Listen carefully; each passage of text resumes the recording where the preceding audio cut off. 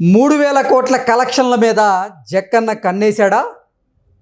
ఇప్పుడు ఎస్ఎస్ఎంబి 29 చిత్రం ద్వారా ఎట్టి పరిస్థితుల్లో 3,000 కోట్ల రూపాయల కలెక్షన్ని సాధించాలనేటువంటి పట్టుదలతో జక్కన్న ఉన్నారా అంటే అవును అనేటువంటి సమాధానం ఇస్తున్నారు కొంతమంది సినీ విశ్లేషకులు. ఈ నేపథ్యంలోనే ఇదే అంశం మీద మనం విశ్లేషణ చేసుకునేటువంటి ప్రయత్నం చేద్దాం. ప్రస్తుతం మనతో పాటున్నారు ప్రముఖ సినీ విశ్లేషకులు, ప్రముఖ సీనియర్ జర్నలిస్ట్ యజ్ఞమూర్తి గారు. సార్తో మాట్లాడదాం. సార్ నమస్తే. సార్ నమస్తే కృష్ణ. దర్శక ధీరుడు రాజమౌళి గారు 3,000 కోట్ల కలెక్షన్ల క్లబ్లో చేరేందుకు సిద్ధమవుతున్నారని, ఆయన 3,000 కోట్ల కలెక్షన్ల మీద కన్నేశారు. ఎస్ఎస్ఎంబి 29 చిత్రం ద్వారా ఎట్టి పరిస్థితుల్లో 3,000 కోట్ల రూపాయలు కలెక్ట్ చేయాలి అనేటువంటి పట్టుదలతో ఇప్పుడు రాజమౌళి గారు ఉన్నారు, అందుకే హార్డ్ వర్క్ చేస్తున్నారు అంటూ కొన్ని వార్తలు వస్తున్నాయి. ఏంటి సార్, నిజంగా 3,000 కోట్ల రూపాయల మీద ఆ కలెక్షన్ల మీద రాజమౌళి కన్నేశాడంటే ఏం చెప్తారు?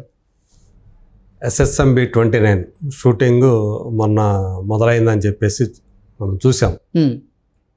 అల్యూమినియం ఫ్యాక్టరీలో చడి చప్పుడు లేకుండా, ఒకవేళ పూజా కార్యక్రమాలు అయిన తర్వాత ముందుగా చెప్పకపోయినా మీడియాకి అయిపోయిన తర్వాత ఒక ప్రెస్ నోట్ రిలీజ్ చేసే అవకాశం ఉంటుందేమో అని చెప్పేసి చాలామంది ఆశించారు. ప్రధానంగా ఇద్దరు fans, Mahesh Babu fans, Rajamouli fans ఇద్దరు కూడా దానికి సంబంధించినటువంటి ఏదో ఒకటి సమాచారం, అఫీషియల్ ఇన్ఫర్మేషన్ వస్తుంది బయటికి అని పాపం ఎంతగానో ఎదురు చూస్తే వాళ్ళ ఆశలు నీరు కార్చేశాడు రాజమౌళి. సో ఇది చాలామందికి అర్థం కాలేదు. ఏంటి, RRRకు ముందు ఆయన అంత ప్రచారం చేశాడు, షూటింగ్కి ముందే ఆ సినిమా ఏ బ్యాక్డ్రాప్లో తీస్తున్నాడు, ఆ సబ్జెక్ట్ ఎలా ఉంటుందని ముందే చెప్పేశాడు. కానీ ఇక్కడికి వచ్చేటప్పటికి అసలు షూటింగ్ స్టార్ట్ చేసి పూజా కార్యక్రమాలు స్టార్ట్ చేసినప్పటికి కూడా ఆ సినిమా సంబంధించి అసలు ఎందుకు అఫీషియల్గా ఒక్క మాట బయటికి, వాళ్ళ కనీసం వాళ్ళ హ్యాండిల్స్, సోషల్ మీడియా హ్యాండిల్స్లో అయినా సరే ఇవాళ పూజా కార్యక్రమాలు మొదలయ్యాయని పెట్టుకోవచ్చు కదా ఒక పోస్టు, అవి కూడా లేవు. హీరో నుంచి లేదు, డైరెక్టర్ నుంచి లేదు. సో ఇది ఒక సర్ప్రైజింగ్, లేక కొంతమందికి అయితే షాకింగ్ అనే చెప్పాలి. ఎందుకంటే మార్కెటింగ్ జీనియస్ అయినటువంటి రాజమౌళి ఇలా చడి చప్పుడు లేకుండా ఎందుకు చేశాడు, ఆయన ఏ స్ట్రాటజీని పాటిస్తున్నాడు ఈ సినిమాకి అని. సో ఇప్పుడు ప్రస్తుతం మనకి అంటే ఇన్సైడ్ సర్కిల్స్ ద్వారా ఆయనకి బాగా సన్నిహితంగా ఉండేవాళ్ళు, ఆయన యూనిట్ మెంబర్స్ కానివ్వండి లేదా బయట వాళ్ళు కానివ్వండి, సో ఇప్పుడు ఒక చర్చ నడుస్తోంది. సో ఈయన టార్గెట్ ఈ సినిమా కోసం 1,000 కాదు, 2,000 కాదు, ఏకంగా 3,000 కోట్లు పెట్టుకున్నాడు టార్గెట్. దానికి తగ్గట్టుగా ఈయన ఒక స్ట్రాటజీని ప్లాన్ చేసుకుంటున్నాడు అనేది చెప్తున్నారు. ఎందుకంటే మనకు తెలుసు, బాహుబలి 2 అనేది మన దేశంలోనే మొట్టమొదటిసారిగా 1,000 కోట్ల గ్రాస్ సాధించినటువంటి భారతీయ చిత్రంగా అది చరిత్ర పుటలోకి ఎక్కింది. తర్వాత ఎన్ని సినిమాలైనా రానివ్వండి, ఫస్టే. సో అట్లా బాహుబలి 2 అనేది ఒక చరిత్ర. సో అది ఎంత పొటెన్షియాలిటీ చూపించింది. ఏకంగా జపాన్లో రిలీజ్ అయింది, జపాన్లో మంచి కలెక్షన్ సాధించింది, చైనాలో సరిగా ఆడలేదు. అలా మొత్తంగా చూసుకుంటే 1,800 కోట్లు పైనే అది రాబట్టింది వరల్డ్ వైడ్గా. ఆ తర్వాత ఆయన RRR సినిమా తీశాడు, అది 1,300 కోట్లు, 1,200 పైన 1,300 కోట్లు దాకా. ఇందులో బాహుబలి కంటే కూడా RRRకి ఎక్కువ, జపాన్లో ఎక్కువ ఆదరణ లభించింది.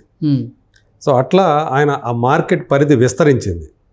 ఈవెన్ అమెరికాలో కూడా తెలుగు వాళ్ళు, ఇండియన్స్ కాకుండా అక్కడ ఉండే అమెరికన్స్ కూడా RRR గురించి చాలా గొప్పగా చెప్పారు. అది ఆ థియేట్రికల్ ఎక్స్పీరియన్స్ చాలా గొప్పగా ఉందని చెప్పేసి రాసుకొచ్చారు. అక్కడ ఆడియన్స్, లోకల్ ఆడియన్స్ చూశారు. అమెరికాలో లోకల్ ఆడియన్స్ కూడా ఆ RRR రిలీజ్ చేసినప్పుడు అక్కడ చాలామంది చూశారు. అట్లా రాజమౌళి పేరు, అలాగే జూనియర్ ఎన్టీఆర్ కానీ రామ్ చరణ్ పేరు అలా వాళ్ళందరికీ కూడా తెలిసాయి. ఇప్పుడు మరి బాహుబలి 2నే 1,800 కోట్లు అయింది, పుష్ప 2 దాన్ని రీచ్ అయింది, దంగల్ వచ్చేసి ఆల్మోస్ట్ 2,000 crores ఉంది. మరి ఈయన 2,000 కోట్లు ఎందుకు టార్గెట్ పెట్టుకుంటాడు? సో దానికి మించి, అంతకు మించి ఇప్పుడు 1,000 అనేది అసలు లెక్కలో లేదు. అసలు 2,000 కోట్లు, 2,000 కోట్లు టార్గెట్ అనేది కూడా పక్కన లేదు. ఇప్పుడు ఆయన మినిమం టార్గెటే 3,000 కోట్లు ఈ సినిమాతోటి ఎలా రాబట్టాలి, సో ఆ కలెక్షన్ ఎలా సాధించాలి, దానికోసం ఏం చేయాలి. సో అనేది ఇప్పుడు ఆయన టార్గెట్గా పెట్టుకున్నట్టు మనకు సమాచారం అందుతుంది. పైగా ఈ సినిమాకి ఇప్పుడు దాకా రకరకాల స్పెక్యులేషన్స్ వచ్చాయి. ప్రియాంక చోప్రా హీరోయిన్ అని, అలాగే సైఫ్ అలీ ఖాన్, కరీనా కపూర్ వాళ్ళిద్దరూ కూడా నెగిటివ్ రోల్స్ పోషిస్తున్నారని అని రకరకాలు వచ్చాయి. తర్వాత పృథ్వీరాజ్ సుకుమార్ను ఫైనలైజ్ అయ్యాడని మాత్రం మనకు బాగా తెలిసింది. బాగా ఇన్సైడ్ సోర్సెస్ నుంచి మెయిన్ విలన్గా పృథ్వీరాజ్ సుకుమారన్ అనేది తమిళంలో మనకు బాగా తెలిసినటువంటి యాక్టర్, మలయాళం నటుడు. సారీ, తమిళం అన్నాను నేను, మలయాళం నటుడు. సో తను హీరో నుంచి విలన్ నుంచి డైరెక్టర్ రకరకాల కోణాలు తను ప్రదర్శిస్తున్నాడు ప్రతిభ. సో అతను ఇందులో ఈ సినిమాలో చేస్తూ ఉన్నాడు. అయితే ప్రియాంక చోప్రా ఉందా లేదా అనేది మాత్రం ఇంకా ఇప్పటివరకు కూడా మనకి ఇన్సైడ్ సోర్సెస్ నుంచి కూడా ఆ సమాచారం రాలేదు. అదంతా కేవలం స్పెక్యులేషన్ అన్నట్టు చెప్తున్నారు. మరి షూటింగ్ కూడా ఈ నెలలో రెగ్యులర్ షూటింగ్ కూడా మొదలు పెట్టబోతున్నారు. మరి ఇప్పుడు దాకా కాస్టింగ్ అయితే కంప్లీట్ చేసి ఉంటారు కదా, అంటే దాన్ని కూడా చాలా సీక్రెసీ పాటిస్తూ ఉన్నారు. ఎవరో కూడా ఆ యూనిట్ ఏ విషయాన్ని బయటికి పొక్కకుండా చాలా జాగ్రత్త పడడంలో జక్కన్న ముందుంటారు, జాగ్రత్తగా ఉంటారు. ఈవెన్ నేను కూడా నాకు తెలిసిన ఆ యూనిట్లో పనిచేస్తున్న వాళ్ళు ఎవరైతే ఉన్నారో ఇద్దరిని నేను టచ్ చేసి చూశాను. మాకు తెలియదు అన్న అలా దాట వేస్తున్నారు. అవి మాకు తెలియదండి అని. సో అంత గోప్యత వాళ్ళు పాటిస్తూ ఉన్నారు, బయట చెప్పడానికి ఇష్టపడట్లేదు. సో అలా చేస్తున్నారు. అయితే ఈయన ఏదేమైనప్పటికీ కూడా మహేష్ బాబు తనని, అంటే మహేష్ బాబుని వాళ్ళిద్దరిని కూడా గ్లోబల్ స్టార్స్ని చేసినట్టు తనను కూడా గ్లోబల్ స్టార్ చేయబోతున్నాడు. ఒక భుజస్కంధాల మీద వేసుకున్నాడు. అంటే మహేష్ బాబు అనే వ్యక్తితోటి ఇద్దరు కూడా ఒకరికొకరు కలగన్నారు పని చేయాలని.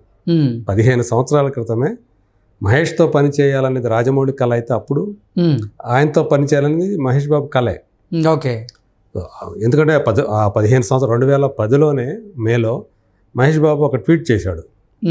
సో మేమిద్దరం కలిసి పని చేయాలని చెప్పేసి చాలామంది కోరుకుంటున్నారు, మేము కూడా కోరుకుంటున్నాం, ఫైనల్లీ అని వదిలేశాడు. అట్లా పాస్ చేశాడు.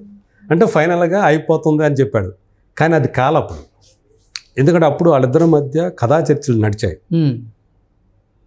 చాలా రోజులు డిస్కషన్స్ ఇద్దరి మధ్య జరిగాయి. కానీ ఎందుకో సంభవం అది వర్కౌట్ కాల. సో అప్పటి నుంచి కూడా నిర్మాతలో వేరే ఏ సినిమా కూడా ప్రొడ్యూస్ చేయకుండా కేఎల్ నారాయణ గారు ఏ సినిమాని ప్రొడ్యూస్ చేస్తే ఈ సినిమానే చేస్తాను అంతే అని ఆయన కూర్చున్నారు. ఆయన వ్యాపారాలు ఆయన చేసుకుంటూ వచ్చారు.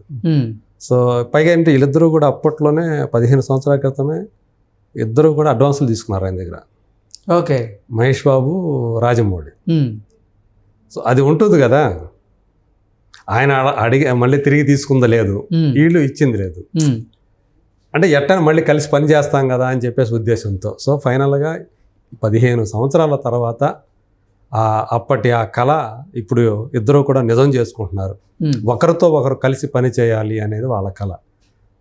అందుకని మహేష్ బాబుని ఎలా చూపించాలనేది, అలాగే ఆ స్టోరీ కానివ్వండి మొత్తం. అంటే మనకు తెలుసు రాజమౌళి సినిమాల్లో హీరో క్యారెక్టర్తో పాటు మిగతా వాళ్ళకి కూడా విలన్లు కానివ్వండి చిన్న పాత్రలకు కూడా చాలా ప్రాధాన్యత ఉంటుంది, కథలో కీలకంగా ఉంటాయి. సో అట్లా ప్రతిదీ కూడా చాలా మైల్యూట్గా ఈ సంవత్సరం నుంచి కూడా దాని మీదే కూర్చున్నాడు రాజమౌళి. అన్నీ కూడా పర్ఫెక్ట్గా ఉన్నాయి అనుకొని ఇప్పుడు దిగాడు. ఈ నెలలోనే సెకండ్ హాఫ్లో రెగ్యులర్ షూటింగ్ అనేది మొదలు కాబోతూ ఉంది అనేది మనకు అందినట్టు సమాచారం. అల్యూమినియం ఫ్యాక్టరీలోనే ఓపెనింగ్ జరిగింది, ఎక్కడైతే ఓపెనింగ్ జరిగిందో అక్కడే ఇంకొక రోజు కూడా షూటింగ్ చేశారు. సో ఇప్పుడు అంటే విజయవాడలో ఒక సెట్ వేశారు. సో అక్కడ జరగబోతుంది. అంటే ఈ కొన్ని రోజులు అక్కడ, కొన్ని రోజులు ఇక్కడ జరుగుతాయి. ఎందుకంటే అల్యూమినియం ఫ్యాక్టరీలో దీనికి సంబంధించినటువంటి సెట్స్ వేశారు, భారీ సెట్. ఓకే. సో అది వీళ్ళకి యాక్చువల్గా ఒక పర్మనెంట్ ప్లేస్ అది. అల్యూమినియం ఫ్యాక్టరీలోనే ఇప్పుడు ప్రజెంట్ వాళ్ళ ఆఫీస్ కూడా అక్కడే ఉంది. ఓకే. రోజు అక్కడే ఉండి వర్క్ చేసుకుంటూ ఉన్నారు. అక్కడే ఉండి ఫైట్ మాస్టర్లు రిహార్సల్స్ చేస్తున్నారు, యాక్షన్ ఎపిసోడ్స్ ఇవన్నీ కూడా జరుగుతున్నాయి. అంటే ఆయన ఆస్థాన ఫైట్ మాస్టర్ ఎవరైతే ఉన్నారో కింగ్ సల్మాన్, ఆయన ఆధ్వర్యంలో జరుగుతూ ఉన్నాయి. సో ఈయనే కాకుండా హాలీవుడ్ నుంచి కూడా స్టంట్మెన్స్ రాబోతున్నారు. సో మొత్తంగా ఇట్లా అంటే క్యాస్ట్ అండ్ క్రూ కూడా, నటులు అలాగే ఎవరైతే సాంకేతిక సిబ్బంది ఉంటారో వాళ్ళు అటు ఇండియాకి అలాగే హాలీవుడ్కి సంబంధించిన వాళ్ళు. సో వీళ్ళు ఎంతమంది ఉంటే వాళ్ళు కూడా అంతమంది ఉండే అవకాశం ఉంది. అంతమందిని ఇన్వాల్వ్ చేస్తున్నారు. ఓకే. పైగా ఈ పోస్ట్ ప్రొడక్షన్ వర్క్ ఎందుకంటే 2027 ఫస్ట్ హాఫ్లోనే వేసవిలోనే ఈ సినిమాని తీసుకురావాలి అనేది రాజమౌళి ప్లాన్. అంటే వచ్చే సంవత్సరం ఇప్పటి నుంచి ఇంకో సంవత్సరం కల్లా ఫినిష్ అయిపోతుంది. సో ఆ తర్వాత ఎక్కువ అంటే నాకు తెలిసి మరి సంవత్సరం ఉంటుందా లేకపోతే 6 months ఉంటుందా పోస్ట్ ప్రొడక్షన్ వర్క్ అనేది ఇంకా మనకు పూర్తిగా సమాచారం లేదు. కానీ బట్ వందల మంది ఈ పోస్ట్ ప్రొడక్షన్ వర్క్లో, అది ఇంతకుముందు నేను కూడా చెప్పాను, నేను ఆర్టిఫిషియల్ ఇంటెలిజెన్స్ని బాగా ఇరువుగా ఉపయోగించుకోబోతున్నటువంటి మొట్టమొదటి ఇండియన్ ఫిల్మ్గా కూడా ఇది ఒక చరిత్రకి ఎక్కబోతోంది. ఓకే. సో అది ఏ మేరకు దాన్ని ఉపయోగించుకుంటారు ఏంటి అనేది ఇప్పటికే దాంట్లో తను తర్ఫీదు కూడా పొందాడు. ఏఐ గురించి క్షుణ్ణంగా తెలుసుకున్నాడు రాజమౌళి. ఓకే. అంటే రానున్న రోజుల్లో SSMB 29 చిత్రం 3,000 కోట్ల రూపాయల కలెక్షన్ క్లబ్లో చేరడం ఖాయం అంటారు. ఎస్. ఇప్పుడు అది 2,000 అంటే దాని కళ్ళకి 2,000 అనేది చిన్న విషయమే. అది 3,000 ఇంకా అంతకంటే ఎక్కువ. ఓకే. అది 4,000కి వెళ్తుందా ఇంకా ఎక్కువ వెళ్తుందా అనేది చూడాలి. ఎందుకంటే అది కేవలం ఇండియన్ ఫిల్మ్ కాదు, ఇక ఇంటర్నేషనల్ ఫిలిం. సో అన్ని దేశాల్లో కూడా నాకు తెలిసి 30 నుంచి 40 దేశాల్లో దాన్ని రిలీజ్ చేయడానికి ప్రణాళికలు రచిస్తూ ఉన్నారు. సో ఇంత భారీ స్థాయిలో అంటే రాజమౌళి పేరు ఈరోజు ప్రపంచవ్యాప్తంగా తెలిసిపోయింది. ఆస్కార్ అవార్డు వచ్చిన తర్వాత RRRకి రాజమౌళి ఈ సినిమాని తీసిన డైరెక్టర్ ఎవరు? రాజమౌళి.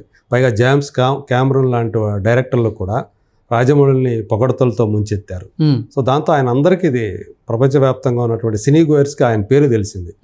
దాన్ని యూటిలైజ్ చేసుకొని దానికి తన స్టైల్ మార్కెటింగ్ స్ట్రాటజీని జోడించి ఆయన దాన్ని ప్రపంచ దేశాల్లో ఈ సినిమాని ఏకకాలంలో రిలీజ్ చేయడానికి సన్నాహాలు అంటే ఇప్పటి నుంచే మొదలు పెట్టేశాడు. ఓకే. సైమల్టేనియస్గా ఈవెన్ జపాన్లో కూడా జపాన్ భాషలో అదే ఇక్కడ రిలీజ్ అయ్యే టైంకి జపాన్లో కూడా రిలీజ్ చేసే అవకాశాలు ఈ సినిమాకి ఎక్కువగా ఉన్నాయి, SSMB 29కి.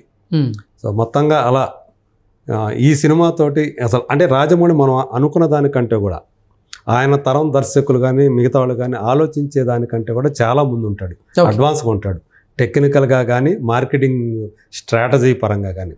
సో అందుకనే ఇది ఈజీగా 3,000 కోట్లు అనేది ఈ సినిమా టార్గెట్, దాన్ని ఈజీగా దాటేస్తుంది అనేది చాలామంది నమ్ముతున్నటువంటి విషయం. Okay sir, thank you so much. Thank you.